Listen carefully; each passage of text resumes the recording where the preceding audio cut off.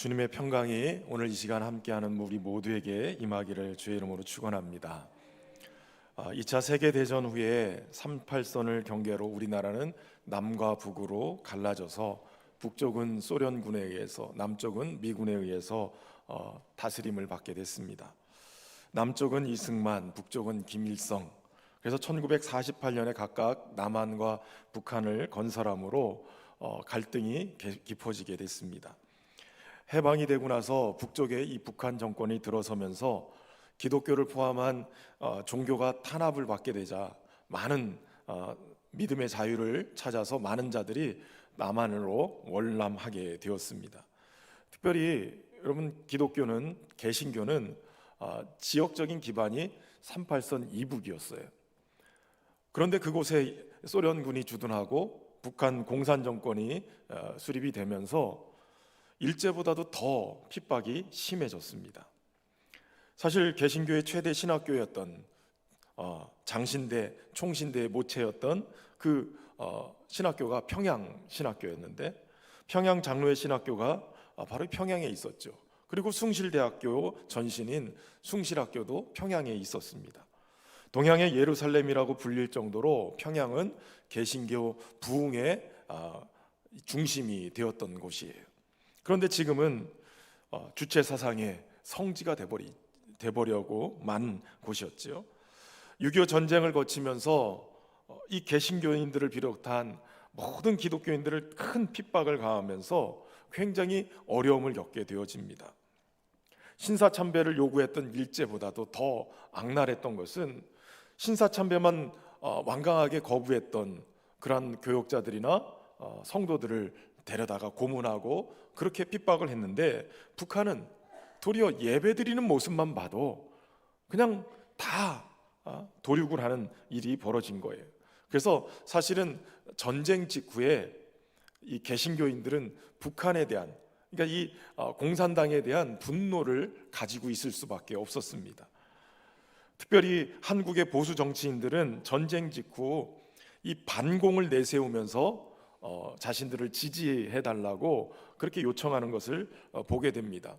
제가 자료를 조사하다 보니까 1956년 정 부통령 선거 당시에 후보로 나왔던 이승만, 이기붕 이분들의 선거 포스터를 보니까 앞에 기가 막힌 단어들이 붙어 있었어요. 장로 이기붕, 이승만, 권사 이기붕 후보, 이렇게 나와 있는 거예요. 여러분, 상상이 되십니까? 선거 포스터에 교회의 직분들을 딱 써놓은 거예요. 그만큼 한국, 이 대한민국의 이 정부의 초대의 모습들은 개신교가, 기독교가 하나님의 은혜를 구하면서 출발한 그러한 나라였다는 거예요. 여기에는 기가 막힌 하나님의 개입하심이 드러나는 이야기가 있어요.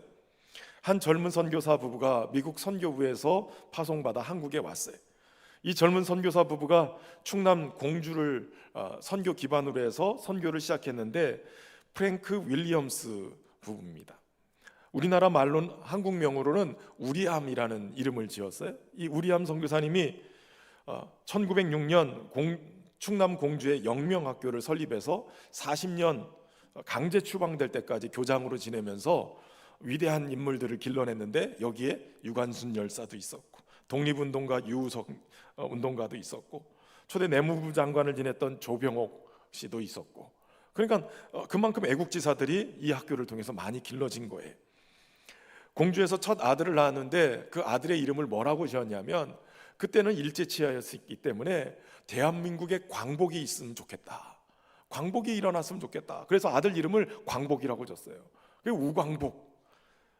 이 우광복, 그 아들도 선교사로 다시 한국에 들어오게 됩니다. 중학교까지 나오고 미국으로 추방돼서 갔는데, 거기서 덴버 의과대학을 마친 후에 해방 직후에 한국으로 들어오는데, 당시에 군정하고 있었던 하지 장군의 참모로 들어오게 됩니다. 그래서 대한민국 정부 수립하는 거에 아주 지대한 영향을 끼치는데, 이 하지 장군이 우광복에게 네가 한국의 실정을 잘 아느니 앞으로 한국을 이끌어갈 인재 50명을 추천해달라, 이렇게 요청을 받았다고 그래요. 그래서 어머니에게 가서 정말 이 나라를 이끌어갈 50명을 추천을 받게 됩니다. 그리고 이 50명을 추천하게 되는데 놀라운 거는 이 중에서 48명이 기독교인이었어요. 그래서 대한민국 정부가 수립될 때 요소에 기독교인들이 들어가서 나라의 기반을 세우게 돼요. 특별히 문교부 장관으로 기독교인이 임명되니까 우리나라의 미신을 타파하는 거예요. 굿하고 점치고 막 하던 이런 것들을 다 없애버리고 하나님만을 섬기는 그러한 분위기를 만들어가는 거예요. 군대에 이 국방부 장관이 기독교인이 되니까 우리나라 초창기 군대 군목제도를 두어서 교회들을 세우고 그곳에서 목사님들이 이 군인들을 위해서 기도하고 이 나라 군대가 하나님의 군대로 세워지기를 소망하면서 세워가는 거예요. 근데 요즘은 보면 군목제도만 있는 게 아니라 온갖 절도 원불교도 다 들어와 있어요. 초대 이 재헌국회 국회의원들 거의가 기독교인이 많았다는 거예요. 1948년 5월 31일 날 재헌국회가 열리던 제1회 국회가 시작되던 때 국회의장이었던 이승만 대한민국이 기독교 정신으로 세워진 자유민주공화국이라는 것을 천명하면서 이렇게 얘기했다고 그래요. 반만년 길고 유구한 역사에 처음으로 민주주의 시대를 개막하고 국회를 열게 된 것은 사람의 힘과 사람의 능력으로 이루어진 일이 아니고 우리 민족을 사랑하사 대한민국을 탄생하게 하신 살아계신 하나님의 은혜와 하나님의 도우심으로 이루어진 일입니다. 그러면서 그때 국회의원이 됐던 이윤영 목사님에게 우리가 국회를 시작하기 전에 목사님 기도로 시작합시다 하고 기도를 시킨 거예요. 그 기도문이 요약해서 이렇게 씁니다. 이 우주와 만물을 창조하시고 인간의 역사를 섭리하시는 하나님이시여, 이 민족을 돌아보시고 이 땅에 축복하셔서 감사에 넘치는 오늘이 있게 하심을 주님께 저희들은 성심으로 감사하나이다. 오랜 시일 동안 이 민족의 고통과 호소를 들으시사 정의의 칼을 빼서 일제의 폭력을 굽히시사 하나님은 이제 세계 만방의 양심을 움직이시고 또한 우리 민족의 염원을 들으심으로 이 기쁜 역사적 환희의 날을 이 시간에 우리에게 오게 하심은 하나님의 섭리가 세계 만방에 성시하신 것으로 저희들은 믿나이다. 하나님이시여, 이로부터 남북이 둘로 갈라진 이 민족의 어려운 고통과 수치를 신원하여 주시고 우리 민족, 우리 동포가 손을 같이 잡고 웃으며 노래 부르는 날이 우리 앞에 속히 오기를 기도하나이다. 여러분, 그 당시에 기독교인들은 전 국민의 5%밖에 되지 않았던 시대였어요. 그런데 그때 추천해 주었던 50명의 이 기독교인들이 각 분야에 들어가서 선한 영향력을 끼치며 이 나라의 기초를 쌓으니까 그 이후로 10년에 500만 명, 20년에 1000만 명의 기독교인이 생긴 거예요. 그렇게 출발한 이 나라였어요. 근데 안타까운 거는 현재 우리 기독교는 사람들에게 지탄의 대상이 되고 많은 사람들이 부끄러워하는 상황이 돼버린 거예요. 민족의 환난과 고난을 뛰어넘으면서 그들은 하나님의 은혜를 기억하고 하나님을 바르게 섬기는 나라가 되기를 소망했는데 지금 70여 년이 흐르면서 우리는 너무나도 안타까운 모습을 보게 되는 거예요. 최근 들어 전쟁의 소문이 더해가고 우리 안에 평강이 깨지는 불안을 경험하는 것을 보게 됩니다. 오늘 본문에서 사도 바울은 성도들이 누리게 될 평강에 대해서 말씀하고 있어요. 어느 때에 평강이 임하고 어떻게 해야 그 평강을 유지하며 살아갈 수 있는가? 저는 소망하기는 이 평강이 우리에게 모두 임하기를 소망하고 말씀을 통해 깨닫는 지혜가 있기를 주의 이름으로 축원합니다. 우선 첫 번째 우리에게 주시는 말씀은 우리 주님은 평강의 주님이시다라는 거예요. 오늘 본문의 16절 말씀 우리 함께 읽어보겠습니다. 시작. 평강의 주께서 친히 때마다 일마다 너희에게 평강을 주시고 주께서 너희 모든 사람과 함께 하시기를 원하노라. 아멘. 사도 바울은 이 데살로니가 후서 마지막 절에 오늘 주님을 소개하는데 우리 주님은 평강의 주님이시다라고 소개하고 있어요. 이 말은 우리 주님 자신이 곧 평강이시고 또 그분의 평강을 위해 오신 분이시고 그분이 평강을 주실 수 있는 분이시다라는 거예요. 구약의 이사야 선지자를 통해서 하나님은 보내실 메시아가 이런 분이 될 것이다 라고 선포하게 하셨어요. 이사야 9장 6절에 보면 이는 한 아기가 우리에게 낳고 한 아들을 우리에게 주신 바 되었는데 그의 어깨에는 정사를 메었고 그의 이름은 기묘자라 모사라 전능하신 하나님이라 영존하시는 아버지라 평강의 왕이라 할 것임이라 라고 얘기해요. 우리에게 보내주시는 아기, 한 아들, 그 메시아는 곧 평강의 왕이라고 불려질 것이다라는 거예요. 여러분, 그 아기가 누굽니까? 보내실 메시아가 누구예요? 바로 예수 그리스도시죠. 예수 그리스도가 메시아로 이 땅에 보내진 거예요. 그래서 예수님의 탄생 시 호련히 나타난 수많은 천군과 천사가 이렇게 노래하는 거예요. 누가복음 2장 13절에 호련히 수많은 천군이 그 천사와 함께 하나님을 찬송하여 이르되 지극히 높은 곳에서는 하나님께 영광이요 땅에서는 하나님이 기뻐하신 사람들 중에 평화로다 하니라. 하나님이 기뻐하신 사람들 중에 평화로다. 예수님의 오심은 하나님이 기뻐하신, 하나님의 택한 사람들에게 평화를 주시는 그러한 일인 것이에요. 죄로 인해서 타락한 인간의 본성은 하나님뿐만 아니라 모든 사람과 만물과도 불화하는 상황이 벌어져요. 막힌 담이 생기고 죄로 어그러진 인간의 본성에 침투한 이 죄의 바이러스가 이기적인 욕망을 따라 살게 만들기 때문에 서로를 밟고 억누르고 죽이는 일을 시작하게 된 거예요. 하나님과 깨어진 평화가 결국 사람과 사람 사이를 갈라놓게 되고 사람과 자연 사이를 깨트려 버리게 된 거예요. 예수님은 이 땅에 보내져서 죄로 인해 병들어진, 그래서 평화를 잃어버리고 서로를 해하면서 그렇게 불화하고 있는 그들에게 하나님의 사랑을 보여주시고 용서하시면서 인간의 모든 죄성을 치료할 수 있는 하나님의 이 해방된 성령의 법을 선포하고 계셨던 거예요. 오직 하나님이 보내신 메시아이신 예수 그리스도만이 인간에게 평강을 줄 수 있는, 평화를 줄 수 있는 분이시라는 것이죠. 여러분, 이제 내일 모레면 한국 전쟁이 발발한 지 74년이 된 날이에요. 1950년 6월 25일 그날은 주일이었어요. 새벽 4시에 북한군은 242대의 전차를 앞세우고 공격해 왔습니다. 당시 우리나라는 한 대의 전차도 없었지요. 그저 무방비 상태에서 공격을 당하고 계속 밀려 내려갔어요. 유엔 안전보장 이사회가 6월 27일 날 7대1의 이 결의로 미국을 비롯해서 영국과 프랑스, 콜롬비아, 터키 등 16개국의 회원국이 연합군을 조직해서 한국전에 참전하기로 결의를 하게 됩니다.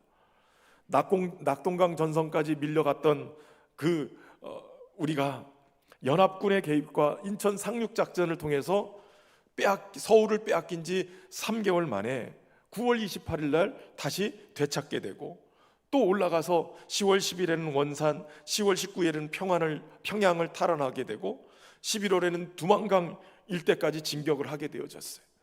그런데 문제는 그때 중공군이 개입해서 다시 밀려 내려오게 되죠. 그때 중공군만 안 들어왔어도 우리나라는 통일이 됐을 거예요. 문제는 그렇게 밀려 내려오면서 이제 그 전쟁이 오르락 내리락 하다가 1953년 7월 27일 판문점에서 정전협정, 휴전협정을 조인하게 되므로 3년 1개월의 전쟁이 마무리가 되죠. 마무리가 아니죠. 사실은 그냥 휴전이에요. 완전히 끝난 종전선언이 아니었어요. 지금까지도 여전히 휴전의 상태인 거예요. 3년 1개월에 걸친 한국전쟁 때문에 한반도 전체가 폐허가 됐습니다. 참전했던 외국의 병력들도 엄청난 피해를 입게 되어졌는데, 당시 어떤 분들이 말하는 바에 의하면 그 당시에 사용됐던 폭탄의 수가 1차 세계대전 때 썼던 폭탄 숫자와 같다는 거예요. 그 정도로 엄청나게 이 한반도에 폭탄이 터졌어요. 여러분, 한국전쟁 이후에 전쟁 미망이 몇 명이 됐냐면 20만 명이었어요. 그 얘기는 20만 명의 가장들이 전쟁에 의해서 죽었다는 거예요. 그리고 전쟁 고아가 10만 명이 있어요. 10만 명의 전쟁 고아, 그리고 1,000만여 명의 이산 가족이 만들어졌어요. 45%의 공업시설이 파괴됐고 우리나라는 경제, 사회에 어느 것도 정말 앞을 볼 수 있는 곳이 아니었어요. 당시에 전 세계 두 번째로 못 사는 나라, 가장 못 사는 나라였던 우리가 불과 74년 만에 선진국이라는 그러한 호칭을 받게 되고 세계 경제 10위권 안에 드는 대국이 되었는데, 가만히 생각해 보면 이건 그저 하나님의 은혜일 수밖에 없는 거예요. 여러분, 세상은 평화를 원하지만 전쟁의 소문은 계속되고 있죠. 우크라이나와 러시아 전쟁도 벌써 3년째 가고 있어요. 언제 끝날지 기약이 없어요. 이스라엘과 하마스가 벌이는 전쟁도 마찬가지예요. 중동의 화약고를 건드리는 것처럼 언제 중동 전쟁으로 번질지도 모르겠어요. 그러더니 얼마 전에 푸틴이 북한에 가가지고 이 조약을 맺었는데 자동 군사 개입, 전쟁이 나면 러시아가 들어온대요. 그래서 우리나라 지금 국가 이 전략을 다시 짜야 된대요. 전쟁이 일어나면 중공군만 또 들어올 거라고 생각하고 짰는데 러시아가 이제 자동으로 들어오는 상황이 되니까 국가 전략을 다시 짜야 된다는 거예요. 여러분, 가만히 보면 전쟁이 그칠 기미는 안 보이고 점점 더 확산되는 그런 모습을 보여줘요. 이 전쟁이 그치고 평화가 임하려면 오직 평강의 주님이신 그 주님이 다시 오셔서 다스려 주셔야 되는 거예요. 여러분, 하나님은 어떤 분이세요? 시편 46편 9절에 보면 그가 땅끝까지 전쟁을 쉬게 하심이요 활을 꺾고 창을 끊으며 수레를 불사르시는도다 그래요. 하나님은 전쟁을 쉬게 하시는 분이세요. 심지어는 이사야는 이렇게 고백합니다. 그가 열방 사이에 판단하시며 많은 백성을 판결하시리니 우리가 그들의 칼을 쳐서 보습을 만들고 그들의 창을 쳐서 낫을 만들 것이며 이 나라와 저 나라가 다시는 칼을 들고 서로 치지 아니하며 다시는 전쟁을 연습하지 아니하리라. 하나님은 오셔서 무기를 쳐서 농기구를 만드시고 다시는 전쟁을 연습하지 않도록 평화를 주시는 분이신 거예요. 그러니까 평강의 주 되신 하나님이 우리의 삶을, 또 우리의 가정을, 우리의 민족을, 전 세계를 다스리시는 주님이 되실 때 진정한 평화가 임하게 되는 것이에요. 전 소망하기는 평강의 주님이 저와 여러분의 주가 되셔서 다스리시는 은혜의 역사가 일어나기를 주의 이름으로 축원합니다. 두 번째는 주님은 때마다 일마다 우리에게 평강을 주시는 분이시라는 거예요. 때마다 일마다라는 말은 어떠한 상황에서든지 계속적으로 주님은 평강을 주시기를 원한다는 거예요. 여러분, 우리의 삶을 돌아보면 주님이 주시는 평강이 매 순간 필요한 것을 알게 되어져요. 주님이 주시는 평강이 없이는 늘 불안해 살 수밖에 없는 상황인 거예요. 뉴스를 보면 여러분, 아름답고 건강하고 행복한 이야기가 나오던가요? 뉴스를 보면 온갖 불안에 쩌든 이야기밖에 없어요. 얼마 전에 보니까 날씨가 더워졌어요. 그런데 뉴스에 보니까 전 세계가 지금 더위에 팔팔 끓어서 더위 먹어서 돌아가시는 분들이 막 몇백 명씩 나온다는 거예요. 얼마 전에 저희 아들을 군대 보냈거든요. 논산 훈련소에 보냈는데 지난주간 논산 훈련소 논산 날씨가 35도, 37도 막 이렇게 올라가는 거예요. 뉴스를 보니까 불안한 거예요. 더위 먹어서 죽는다는데 어제 전화 왔어요. 더위가 와서 그냥 쉬었다고. 뉴스를 보기 전까지는 그렇게 불안하지 않는데 뉴스를 보니까 온갖 그냥 불안한 뉴스만, 사건 사고만 나오는 거예요. 전에는 그런 뉴스를 안 들었을 때는, 그런 소식이 안 전해졌을 때는 몰랐는데 온갖 소식이 실시간으로 다 인터넷을 타고 방송을 타고 날아오니까 불안한 거예요. 이 불안한 인생, 오직 평강의 주님이 우리의 삶을 다스리셔야만 가능한 거예요. 때마다 일마다 주님이 평강을 주셔야만 우리의 인생도 평안할 수 있게 되는 것이죠. 하나님은 어떤 분이세요?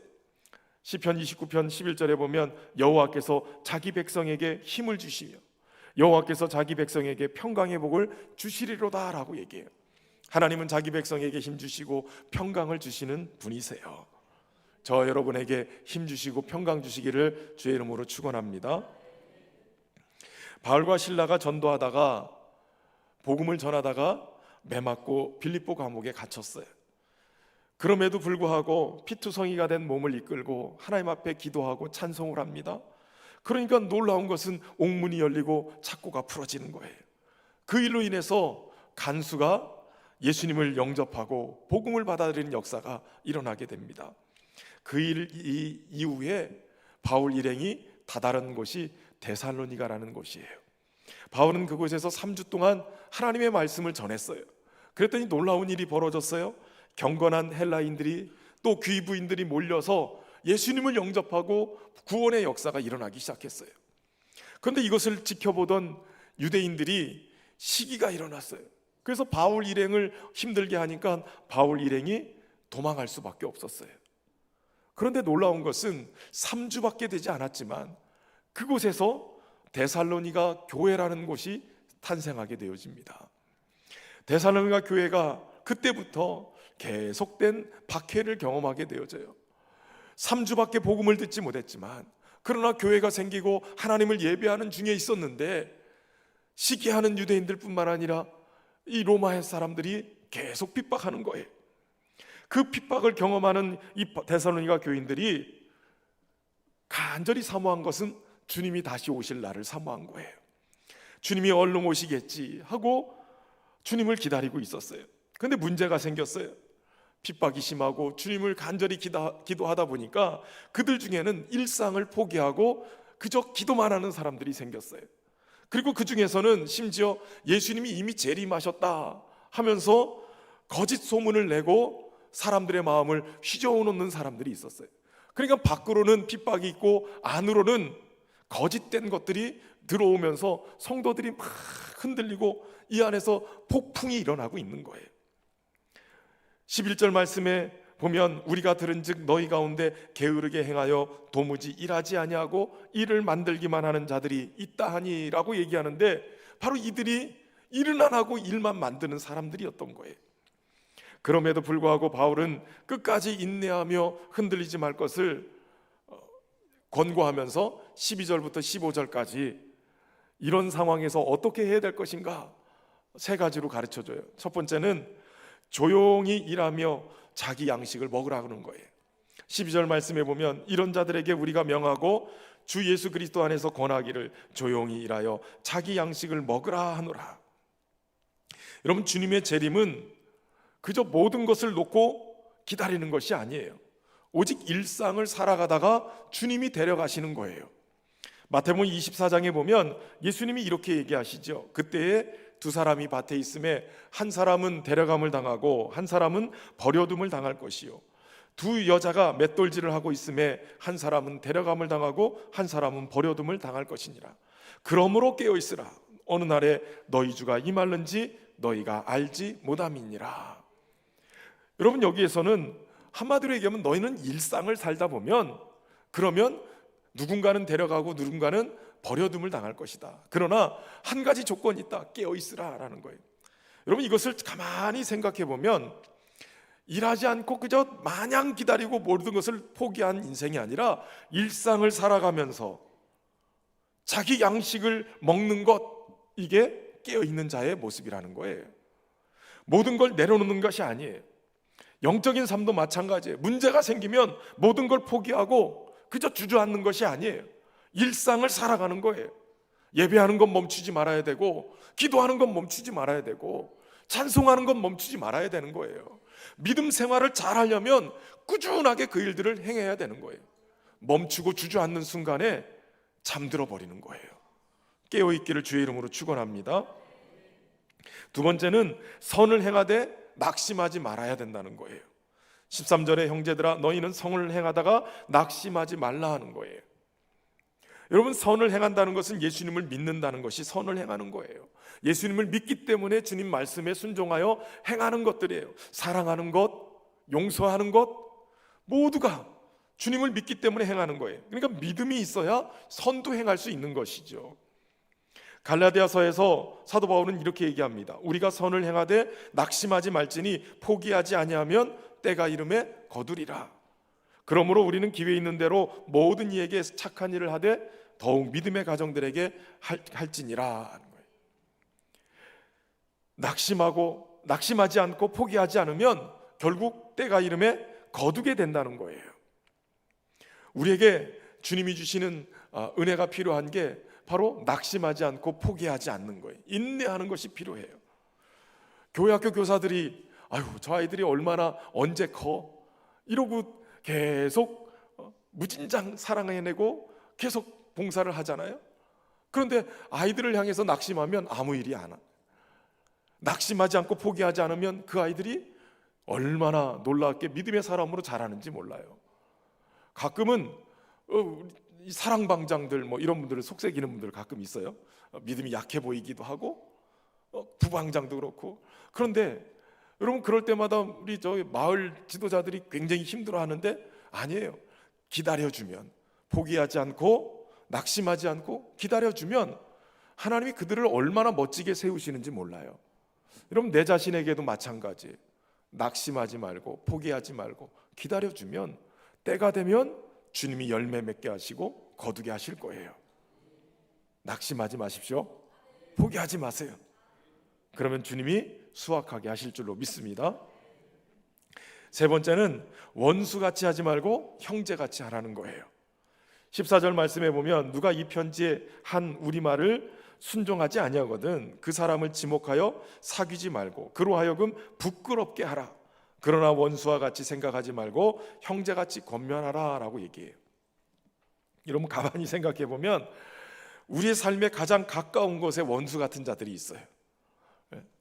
우리 삶에 원수가 참 많아요. 아프게 하고 힘들게 해요. 그래서 우리 마음이 상처투성이에요.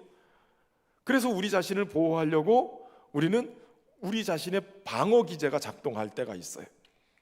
잘 이해가 되지 않는 행동을 하거나 너무나도 과하게 반응을 일으킨다면 그 사람은 상처가 있는 사람이에요. 그 상처를 누군가 건드려서 너무 아플까 봐 미리 보호하는 거죠.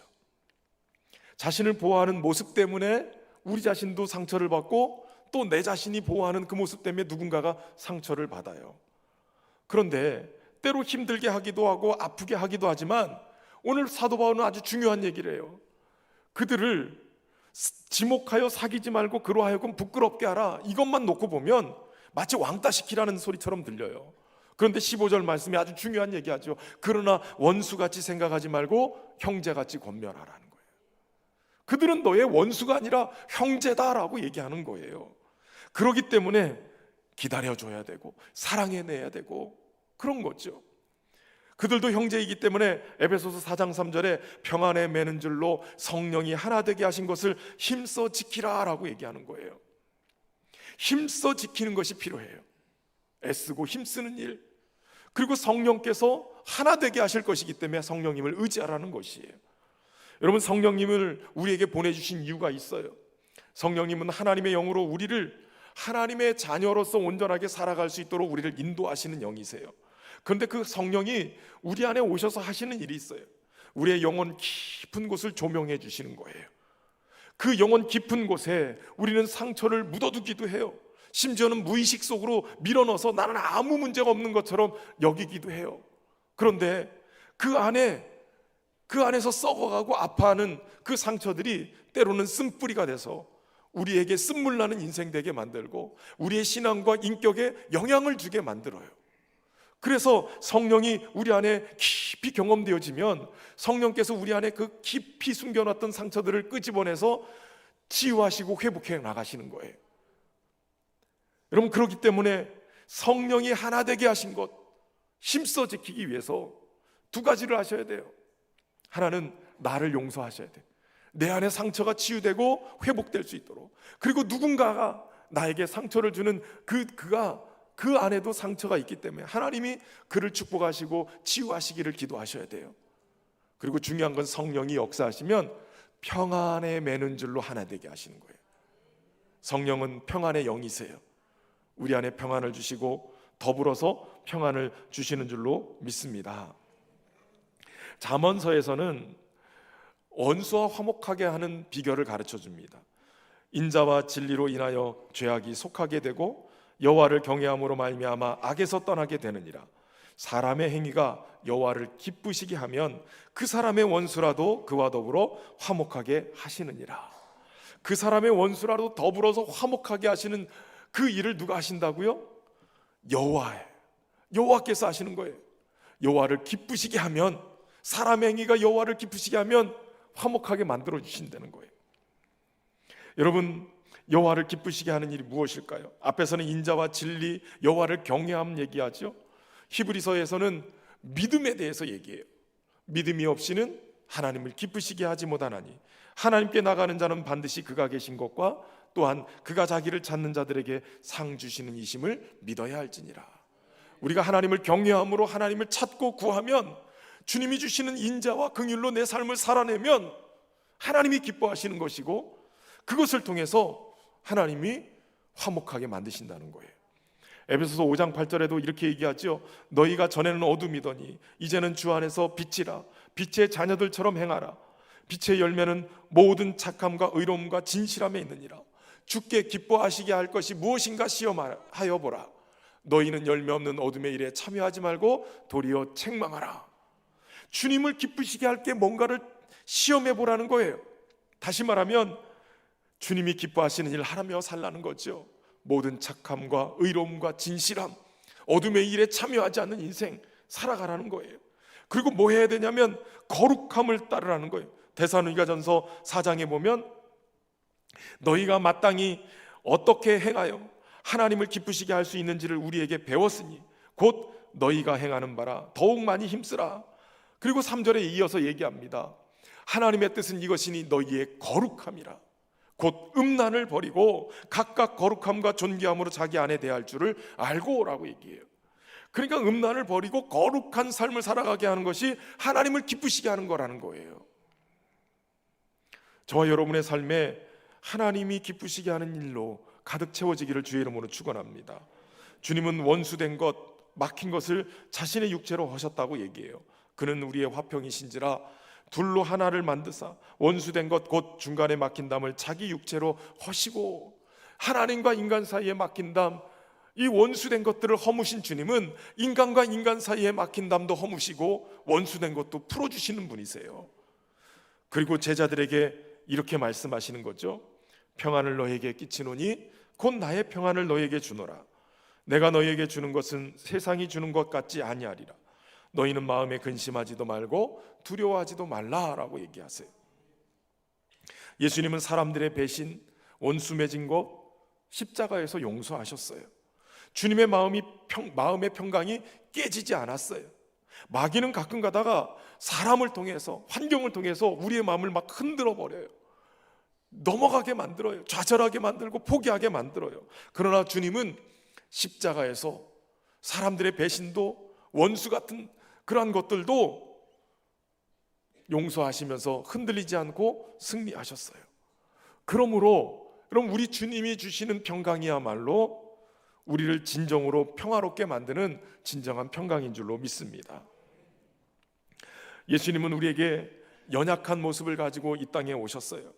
그래서 우리에게 있는 대제사장은 우리의 연약함을 동정하지 못할 뿐이 아니요 모든 일에 우리와 똑같이 시험을 받으신 이로되 죄는 없으시니라 라고 얘기하죠. 그렇기 때문에 우리에게 요청하는 것이 바로 16절 말씀이에요. 그러므로 우리는 긍휼하심을 받고 때를 따라 돕는 은혜를 얻기 위하여 은혜의 보좌 앞에 담대히 나갈 것이니라. 지혜가 부족하거든 구하라는 거예요.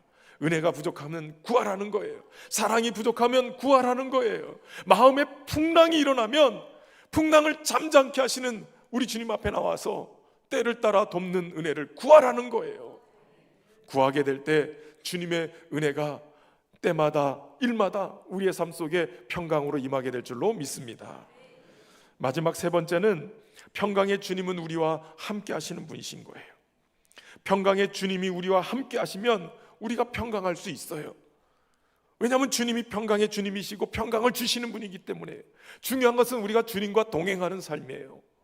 여러분, 우리 주님이 오심을 예언하면서 이사야 선지자를 통해서 예언했던 그 말을 마태복음은 이렇게 선포하죠. 보라, 처녀가 잉태하여 아들을 낳을 것이요 그의 이름은 임마누엘이라 하리라 하셨으니 이를 번역한즉 하나님이 우리와 함께 계시다 함이라. 예수님의 오심은 우리와 함께 하시기 위해서 임마누엘로 오신 거예요. 그리고 주님이 부활 승천하시면서 마지막 제자들에게 하신 말씀이죠. 마태복음 28장 20절에 내가 너희에게 분부한 모든 것을 가르쳐 지키게 하라. 볼지어다 내가 세상 끝날까지 너희와 항상 함께 있으리라 하시니, 세상 끝날까지 우리 주님은 항상 있겠다고 약속하셨어요. 주님의 약속은 신실합니다. 평강의 주님이 세상 끝날까지 우리와 함께 하다고 약속하셨다면 그 일을 분명히 이루시는 거예요. 저와 여러분과 함께 하심을 믿습니다.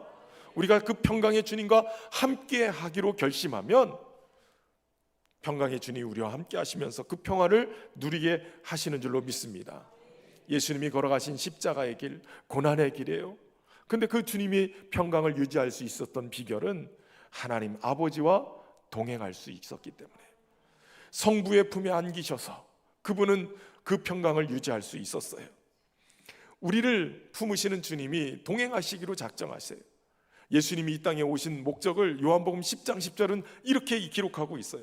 도둑이 오는 것은 도둑질하고 죽이고 멸망시키는 것뿐이요 내가 온 것은 양으로 생명을 얻게 하고 더 풍성히 얻게 하려는 것이라 하는 거예요. 생명을 얻게 하는 정도가 아니라 더 풍성히 얻게 하기 위해서다라고 얘기하는 거예요. 여기서 풍성하다라는 헬라어 원어를 보면 넘어서다, 뭐뭐보다 위에 있다, 초월하다, 이런 뜻을 가지고 있어요. 그러니까 무슨 얘기냐면 주님은 우리에게 주님의 생명을 부어주시는데 생명을 얻은 우리가 무언가를 뛰어넘는, 초월하는 그러한 생명을 얻고 살아간다는 거예요. 여러분, 생명을 얻는 풍성한 삶이라는 것이 단지 오래 사는 것을 의미하지 않아요. 슬픔과 고통과 질병이 없는 삶을 얘기하지 않아요. 믿음 생활하면서 우리의 인생에는 슬픔도 오고 고통도 오고 질병도 찾아올 때가 있어요. 그런데 주님이 주시는 이 생명은 그것을 뛰어넘는 생명을 주셨다는 거예요. 때로는 인생의 슬픔과 고통이 찾아와도 주님이 함께 하심으로 뛰어넘을 수 있게 만들어요. 질병이 내 인생에 찾아와도 우리의 평안을 끊을 수 없는 게 평안을 주시는 주님이 나와 함께 하시기 때문인 거예요. 그러므로 여러분, 우리의 삶에 함께 하시는 주님의 평강이 우리 안에 넘칠 수 있도록 그 주님과 동행하는 은혜가 있기를 소망합니다. 이 시간 우리가 이 찬양을 부를 때 가슴에 좀 손을 얹고 주님이 우리에게 주시는 말씀으로 여러분 안에 들려지기를 소망합니다. 주님은 오늘 세상이 줄 수 없는 평안을 우리에게 주기를 원하세요. 함께 찬양하면서 주님 앞에 나가겠습니다. 평안을 너에게 주노라. 평안을 너에게 주노라. 세상이 줄 수 없는, 세상이 줄 수 없는, 세상이 알 수도 없는, 세상이 알 수도 없는 평안, 평안,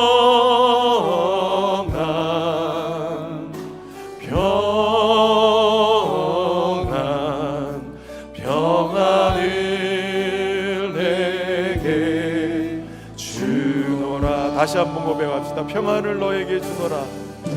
평안을 너에게 주노라. 세상이 줄 수 없는, 세상이 줄 수 없는, 세상이 알 수도 없는, 세상이 알 수도 없는 평안,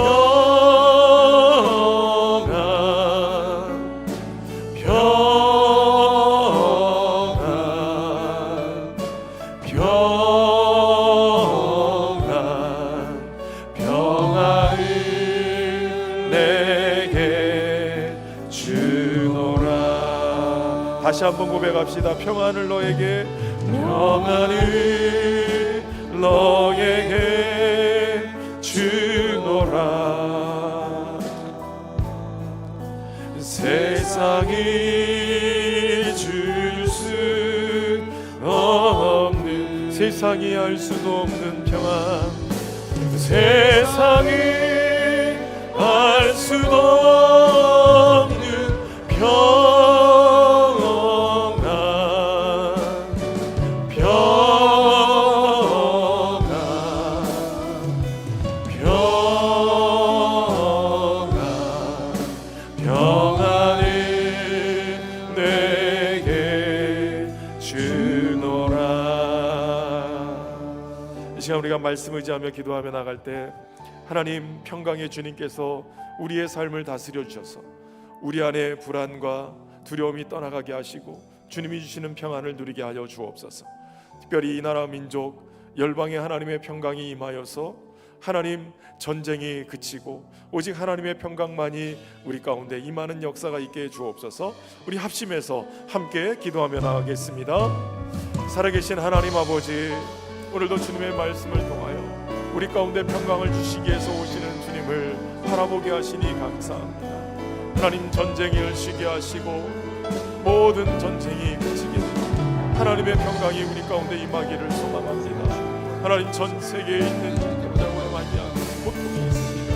하나님 주님 되셔서 평강의 주님이 다스려 주시고 이 땅의 전쟁이 그치고 쉬는 역사가 있게 하시고 이 나라 민족을 하나님 긍휼을 베풀어 주셔서 하나님 기도하며 시작한 이 민족이 하나님의 은혜를 입고 해방을 받고 자유 대한민국으로 사는 민족이 하나님의 평강을 입기를 소망합니다. 이 땅에 다시는 전쟁이 일어나지 않고 하나님 신도들에게 지혜를 더하여 주시고 하나님 무엇보다도 우리 한 사람 한 사람이 평강의 주님과 함께 동행하며 평안을 전하는 사람들이 되게 하시고 하나님 은혜 가운데 다스리시고 우리가 주님의 평강을 입을 수 있도록 하나님의 은혜를 베풀어 주시옵소서.